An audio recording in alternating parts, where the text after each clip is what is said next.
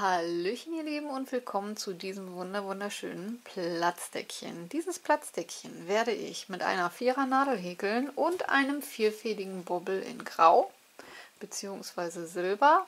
Alle Angaben zur Wolle, Nadelstärke und Verbrauch sowie Wolle und Farbgebung findet ihr unterm Video in der Infobox. Mein Platzdeckchen wird eine Größe 40 x 30 cm haben. Das könnt ihr aber ganz individuell auf euch gestalten. Für den Anfang solltet ihr auf jeden Fall euch 2 Maschenmarker hinzunehmen, denn bei diesem Muster kann man ganz schnell die erste oder die letzte Masche auslassen. Und wenn ihr die Wolle eurer Wahl und die Nadel eurer Wahl endlich gefunden habt, dann könnt ihr nun eine Luftmaschenkette anschlagen, die so lang ist, wie euer Ergebnis werden soll. Maschenanzahl sollte teilbar durch 2 plus eine mehr sein. Ich schlage für mein Platzdeckchen 65 Maschen an, teilbar durch 2 plus eine mehr und beginne hier ganz normal mit einer Luftmaschenkette.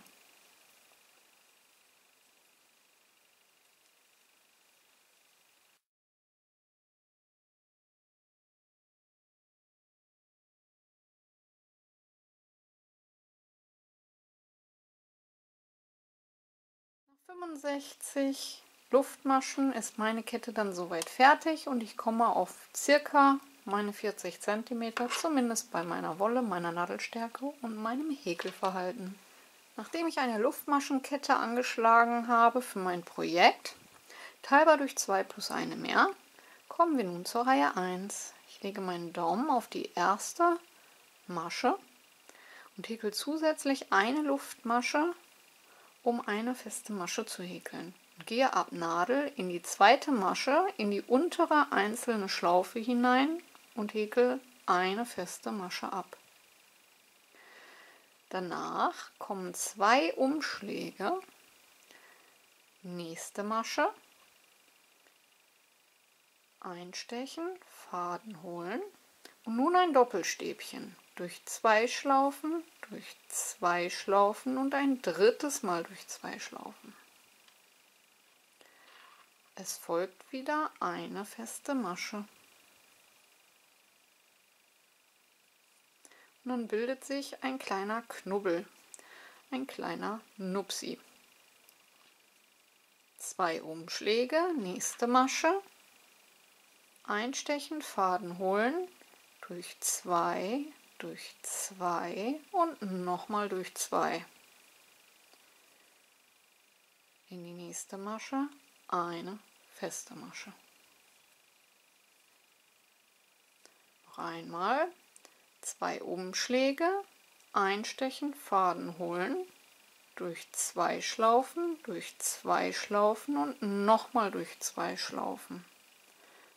Danach in die nächste Masche eine feste Masche. Und so häkeln wir nun die ganze restliche Reihe immer im Wechsel. Ein Doppelstäbchen und eine feste Masche.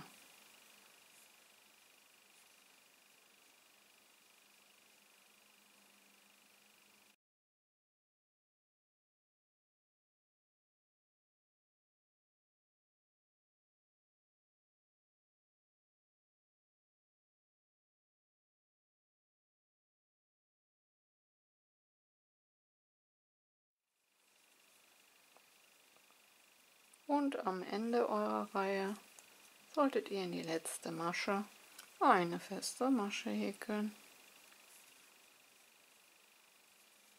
Das war Reihe 1 und das sieht natürlich jetzt etwas chaostechnisch aus, aber das wird sich in den nächsten Reihen legen. Nun solltet ihr euch die Maschenmarkierer hinzunehmen, damit ihr immer Anfang und Ende gut erkennen könnt. Denn das ist bei diesem Muster etwas schwieriger und sicherlich für Anfänger überhaupt nicht gut, denn da passiert es schnell, dass ihr eine Masche auslasst und das Ganze schief wird. Kommen wir zur Reihe 2. Wir beginnen Reihe 2 mit 4 Steigerluftmaschen Und wir hatten in der Reihe davor mit einer festen Masche die Reihe beendet. Und die Steigeluftmaschen, die 4 Stück, sind nun ein doppeltes Stäbchen, welches in dieser festen Masche drin sitzt. Also lassen wir diese Masche hier oben aus. Gehen in die zweite Masche, die zum Doppelstäbchen, zu diesem Nupsi gehört, und häkeln dort eine feste Masche hinein. Und damit wir auf dem Rückweg wissen, wo die letzte Masche ist, wo wir einstechen müssen, müssen in die 4. Masche von unten angezählt, also in die 4. Steigeluftmasche, quasi die neben der festen Masche, dann später unsere letzte Masche hineinhäkeln. Als nächstes kommt wieder eine feste Masche. Wir machen 2 Umschläge, stechen in die feste Masche ein und häkeln dort ein Doppelstäbchen. 3-mal durch 2 Schlaufen. Danach kommt ein Doppelstäbchen, dort wieder eine feste Masche hineinhäkeln. Als nächstes die feste Masche. 2 Umschläge und wieder ein Doppelstäbchen hineinhäkeln.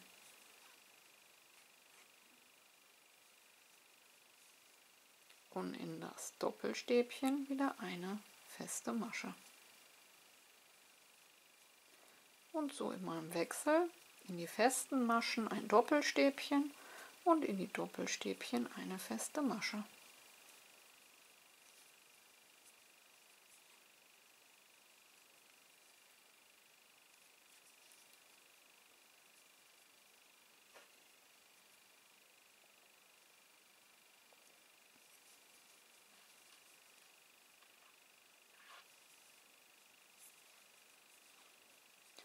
Kann auch mal sein, so wie hier jetzt, dass sich die Masche vom Doppelstäbchen nach hinten wegdreht.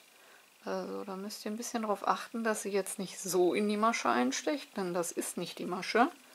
Wenn ihr von der anderen Seite mal schaut, das hier ist die Masche. Die geht so ein bisschen nach hinten weg. Also ganz unspektakulär. Man merkt es aber eigentlich auch, wenn man einsticht, dass die Masche zu fest ist. Und dann sollte man einmal schauen, ob diese sich zu weit nach hinten verdreht hat.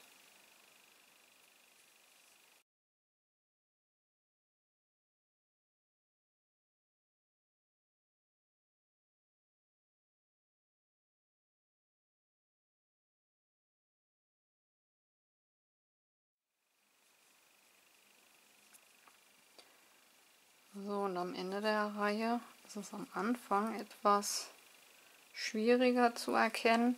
Wir hatten ja eine feste Masche am Ende. Das heißt, hier ist noch einmal das Doppelstäbchen, dort kommt eine feste Masche hinein und in das letzte kommt am Ende ein Doppelstäbchen. Einfach in die feste Masche und beenden somit Reihe 2. Und jetzt kann man so langsam eine schöne Struktur erkennen. Häkeln wir noch Reihe 3 zusammen. Die nächste Reihe beginnt wieder wie Reihe 1 mit einer festen Masche. Und diese stechen wir aber direkt in die erste Masche ein. Also bei dem Doppelstäbchen am Anfang, bei den 4 Steigeluftmaschen, müsst ihr oben die erste Masche auslassen, denn die kommen ja schon aus der festen Masche. Aber die feste Masche oder die Reihe, wo die feste Masche beginnt, da müssen wir in die erste Masche stechen, damit wir keine Masche auslassen. Dann können wir uns auch dort schon direkt den Marker setzen, denn das ist ja auf dem Rückweg unsere letzte. Als nächstes kommt dann wieder eine feste Masche, dort kommt ein Doppelstäbchen hinein. Dann in das Doppelstäbchen eine feste Masche, in die feste Masche wieder ein Doppelstäbchen und in das Doppelstäbchen, welches sich hier auch wieder nach hinten gedreht hat, eine feste Masche. Und so geht es eigentlich immer nur im Wechsel. Und die nächste Reihe beginnen wir dann wieder mit 4 Steigeluftmaschen und lassen die erste optische Masche aus, denn die Steigeluftmaschen kommen ja schon bereits aus der Masche hinaus. So, und dann sieht das Ganze so aus. Und das ist das eigentliche Muster. Mehr ist es nicht. Wir wechseln immer ab. Wo ein Doppelstäbchen ist, kommt eine feste Masche hinein. Und wo eine feste Masche ist, kommt ein Doppelstäbchen hinein. Bei diesem Muster müsst ihr einfach nur darauf achten, dass ihr keine Masche auslasst, denn die festen Maschen können ganz schnell mal untergehen. Und es ist wichtig, dass ihr den Anfang immer richtig macht. Bei den Doppelstäbchen, die kommen ja bereits schon aus der festen Masche der Vorreihe, da lässt man die erste optische frei. Aber bei der Reihe mit den festen Maschen, da müsst ihr direkt in die erste optische Masche auch reinstechen, weil ihr sonst eine Abnahme macht. Und wenn ihr das alles beachtet, am besten immer direkt den Marker setzen, dann ist es auch gar nicht so schwierig. Dann bekommt ihr ein wunderschönes Muster, was aussieht wie eine grobe Frottee-Optik mit ganz vielen kleinen Nupsis.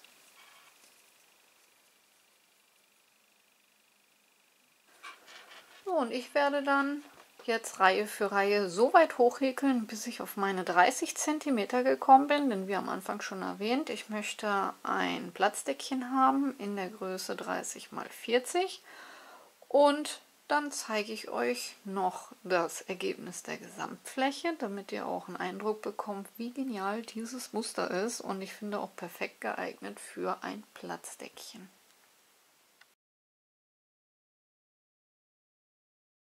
Zurück, so sieht es auf Fläche aus. Ich finde allein die Struktur ist schon total genial.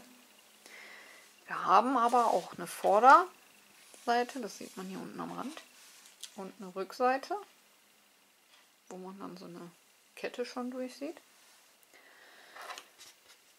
Und da ich jetzt meine 30 x 40 soweit habe, kann ich dann das Projekt hier schon mal, die Hauptfläche, schließen.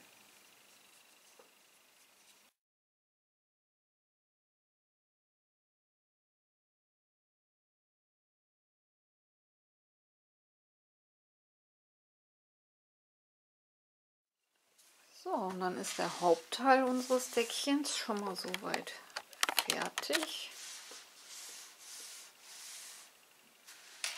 Und dann kommen wir nun als nächstes zum Rand, damit das Ganze auch noch Stabilität bekommt. Um dem Platzdeckchen eine gewisse Stabilität zu geben, damit das nicht so ausgefranst auf dem Tisch aussieht, häkle ich jetzt erst einmal eine Reihe komplett rum mit festen Maschen. Hier könnt ihr euch jetzt aussuchen, ob ihr die Ecken spitz haben wollt oder abgerundet. Ich mache mir hier abgerundete. Fixiere mir erst einmal mit einer festen Masche den Faden in der Ecke. Und ziehe mir das Ganze so ein bisschen zur Seite weg und häkle nochmal zusätzlich in die Ecke 4 feste Maschen, sodass wir insgesamt 5 Stück haben. Hier oben habe ich jetzt vorgegebene Maschen, das ist natürlich ganz leicht einmal rüber zu häkeln. In jede Masche eine feste Masche. Und man merkt auch, wie locker die Maschen sind im Vergleich zu unten vom Anfang. Deswegen fange ich auch immer gerne mit dem Fußschlingenanschlag alles an. Hier allerdings wäre das sehr unpraktisch gewesen, da wir einen Rand drum herum häkeln. Und dann hätte ich 2 Reihen feste Maschen auf einer Seite gehabt. Das hat also nicht gepasst. Aber ist nicht schlimm, wir gleichen das Ganze jetzt aus, indem wir einmal mit festen Maschen ringsherum häkeln.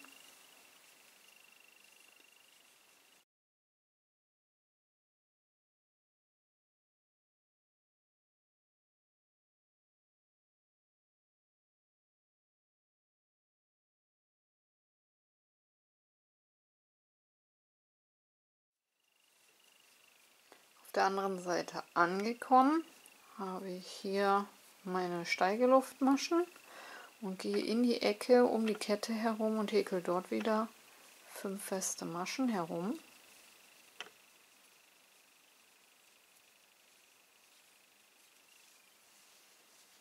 Nun sind wir an der Seite. Dort haben wir immer unsere 4 Luftmaschen für ein Doppelstäbchen und unsere feste Masche. Wo die feste Masche ist klar, ist einfach, stechen wir ein, machen eine feste Masche. Bei den Doppelstäbchen gehen wir natürlich hin und müssen dann 4 feste Maschen um die Luftmaschenkette häkeln. Denn wir hatten ja hier auch 4 Luftmaschen, also auch 4 feste Maschen. Dann wieder eine feste Masche, da machen wir dann eine feste Masche seitlich hinein. Und hier haben wir wieder unsere 4 Luftmaschen, da kommen dann wieder 4 feste Maschen drumherum. Also ganz simpel, und dadurch, dass wir uns an den Rhythmus halten, eine feste Masche und dann 4 Maschen um so ein Doppelstäbchen herum, haben wir automatisch auf beiden Seiten, wenn ihr nichts auslasst, die gleiche Maschenanzahl und müssen nicht erst alles auszählen.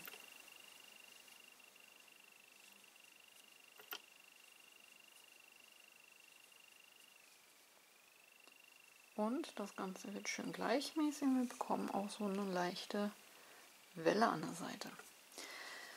So, ab hier halt wie gesagt immer im Wechsel, um die 4 Luftmaschen 4 feste Maschen und in die feste Masche eine feste Masche und so immer im Wechsel. Am unteren Rand haben wir unsere vorgegebenen Maschen. Das ist dann auch ganz leicht. Die andere Seite ist dann wie diese hier. Oben haben wir ja gerade schon gemeinsam angefangen. Und dann werde ich jetzt einmal herumhäkeln und dann kommen wir zur letzten Reihe. Bis gleich. Und am Ende der Runde hatte ich noch eine feste Masche hier an der Seite. Und dann können wir am Anfang das Ganze mit einer Kettmasche schließen. So, und dann haben wir unsere erste Runde schon mal fertig. Oben und unten die Ränder sind schön gerade und an den Seiten haben wir so eine schönen Wellen bekommen. Und nachdem wir eine Runde mit festen Maschen dann soweit gehäkelt haben, kommen wir nun zur letzten Runde. Und zwar möchte ich ja hier das Frotté so ein bisschen erhalten, indem ich mit kleinen Picots den ganzen Rand schmücke. Dazu beginne ich mit 3 Luftmaschen und steche in die gleiche Einstichstelle ein und häkel dort eine Kettmasche. Die nächste Masche häkel ich dann normal ab, als eine feste Masche. Hier ist die ein bisschen enger, weil es die Anfangsmasche der Vorreihe. So. Die nächste steche ich ein und häkel eine Kettmasche, dann 3 Luftmaschen und steche in die gleiche Masche nochmal ein und mache eine Kettmasche. Dann bekomme ich auch wieder so einen kleinen Nupsi. Der erste, der kommt erst am Ende zur Geltung, wenn wir dort wieder geschlossen haben. Die nächste Masche wieder als normale feste Masche und in die danach wieder mit einer Kettmasche rein, 3 Luftmaschen und nochmal eine Kettmasche in die gleiche Einstichstelle. Nächste Masche, eine feste Masche, die nächste Masche wieder mit einer Kettmasche hinein, 3 Luftmaschen und eine Kettmasche in der gleichen Masche fixieren. Eine feste Masche, die nächste mit einer Kettmasche hinein, 3 Luftmaschen und mit einer Kettmasche in die gleiche Masche schließen. Nächste Masche eine feste Masche und in die danach wieder eine Kettmasche, 3 Luftmaschen und eine Kettmasche in die gleiche Einstichstelle. Eine feste Masche, nächste Masche, eine Kettmasche, 3 Luftmaschen und eine Kettmasche. Und so im Wechsel einmal komplett herum und dann bekommen wir am Rand Auch so schöne Nupsis, die wir auch im Muster selber drin haben. So, ich werde den Rand jetzt fertig häkeln und dann kommen wir noch zum Endergebnis. Und so sieht die Abschlusskante dann am Ende aus, wenn sie fertig ist. Hier am Rand. Dann unser schönes Nupsi-Muster. Und so sieht unser Platzdeckchen aus. Ich versuche euch das Ganze nochmal so. Also es ist wie so eine grobe Frottee-Optik. Ich fand es so mega, dass ich mir gedacht habe, komm, ich häkel mit euch eines gemeinsam. Und ja, ich hoffe, euch hat die Anleitung gefallen. Ich hoffe, ihr seid gut mitgekommen. Vergesst eure Bewertung nicht. Ganz, ganz wichtig. Kanal abonnieren ist kostenlos, Glöckchen drücken und kein Video mehr verpassen. Und ansonsten kann ich nur sagen, lasst die Nadeln glühen. Und wir hören uns hoffentlich zum nächsten Mal. Bis dahin. Ciao, ciao.